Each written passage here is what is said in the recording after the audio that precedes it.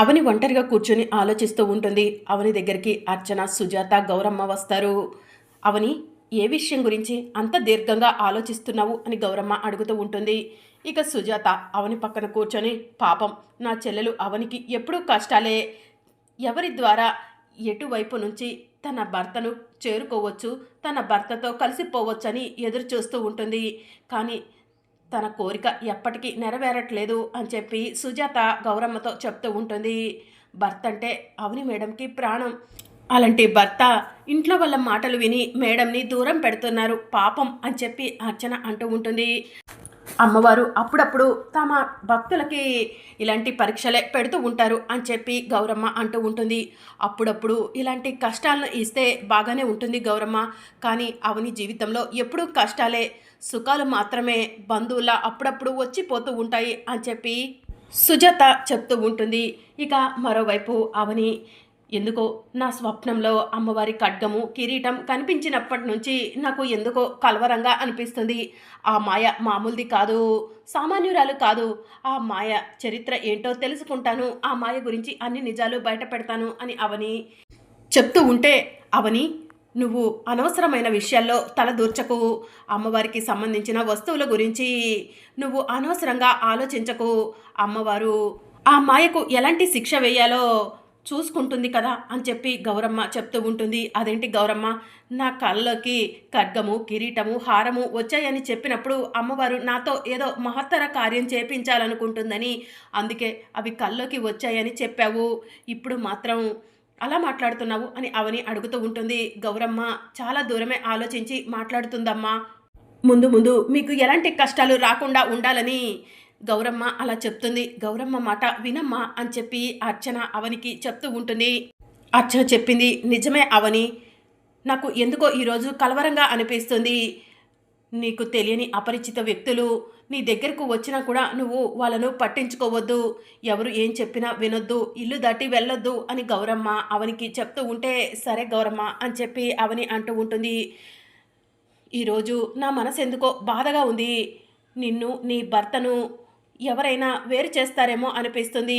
ప్రకృతి నుంచే నీకు ప్రమాదం రావచ్చు, లేకపోతే ఇంకెటి నుంచైనా ప్రమాదం రావచ్చు.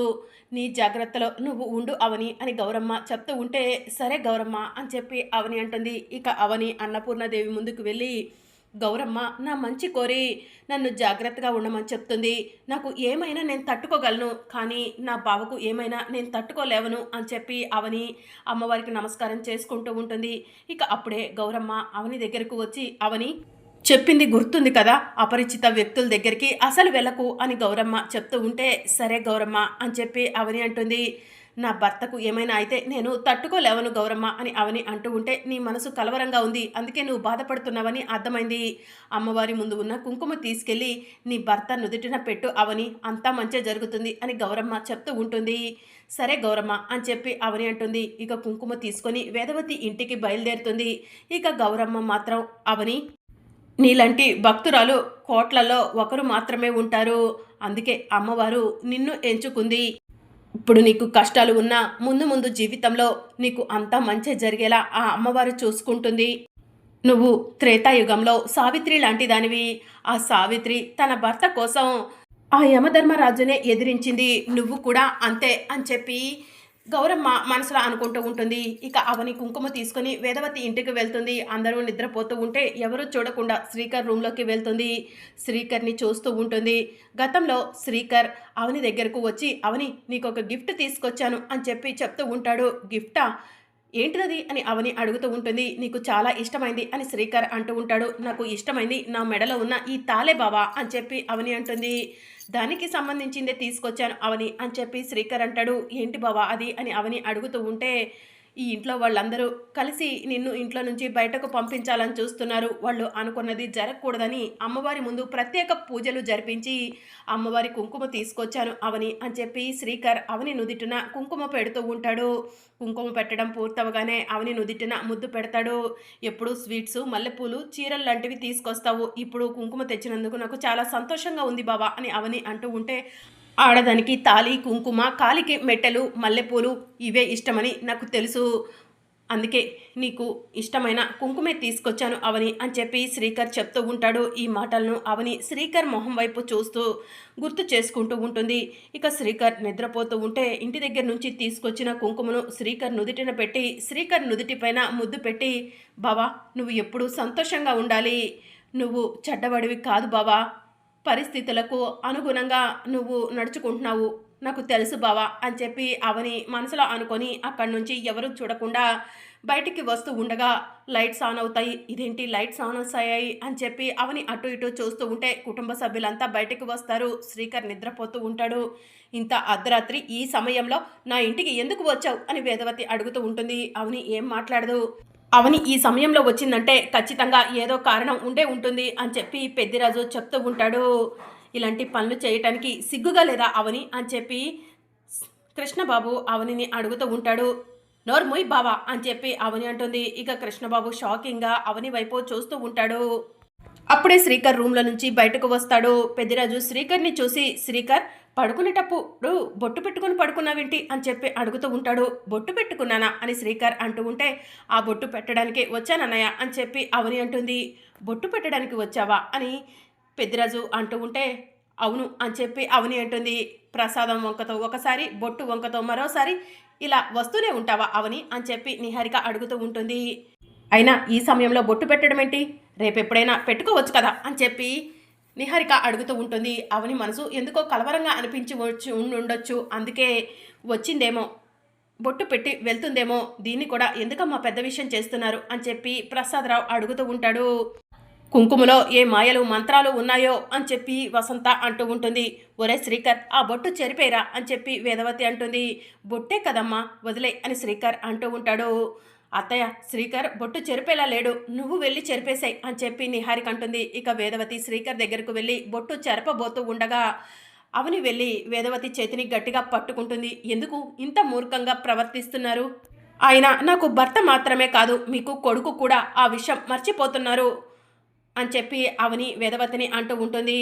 అవునమ్మా బొట్టు కాడ ఇంత రాద్ధాంతం ఎందుకు, అవని నా మంచి కోరి బొట్టు పెట్టిందని నేను నమ్ముతున్నాను, వదిలేసేయమ్మా అని శ్రీకర్ అంటాడు. ఇక దాంతో వేదవతి చేతిని కిందకి దించేస్తుంది.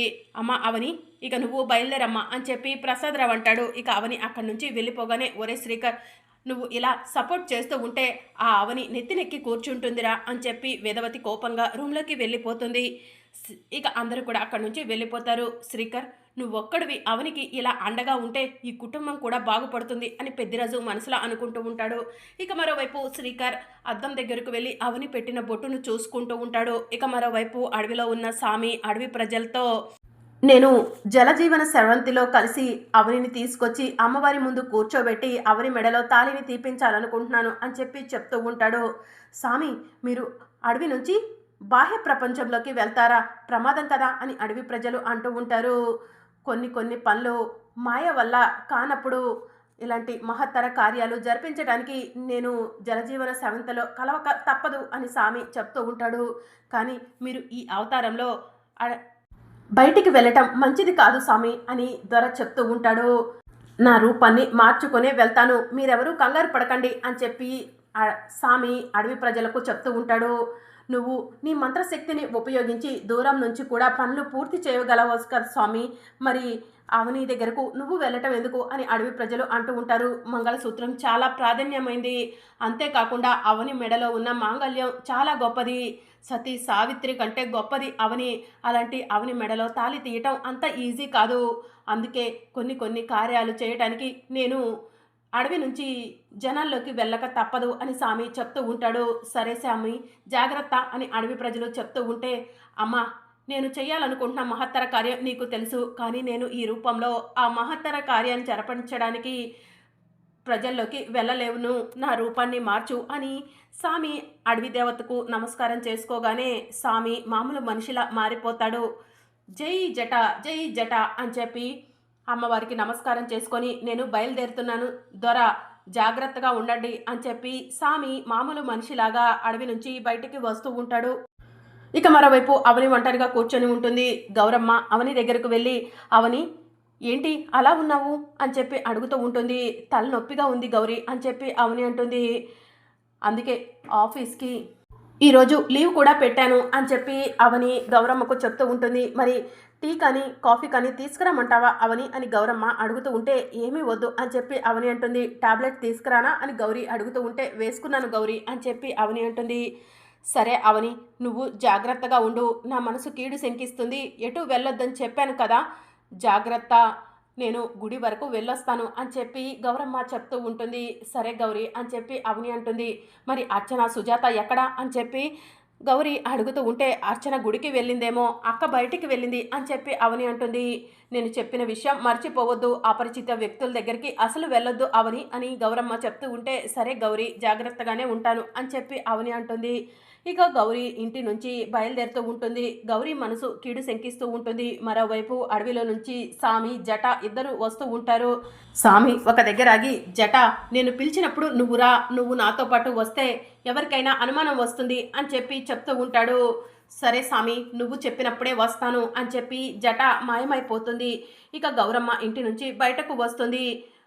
మనిషి బయటికి వెళ్ళకూడదు, చెడు ఇంట్లోకి రాకూడదు అని గౌరమ్మ మనసులో అనుకొని తన కళ్ళలో నుంచి ఏదో శక్తిని బయటికి తెప్పించి లక్ష్మణ రేఖ లాంటిది ఇంటి ముందు గీస్తుంది. అవని, ఇది గౌరీ నీకోసం రాస్తున్న గీత, లక్ష్మణ రేఖ లాంటిది.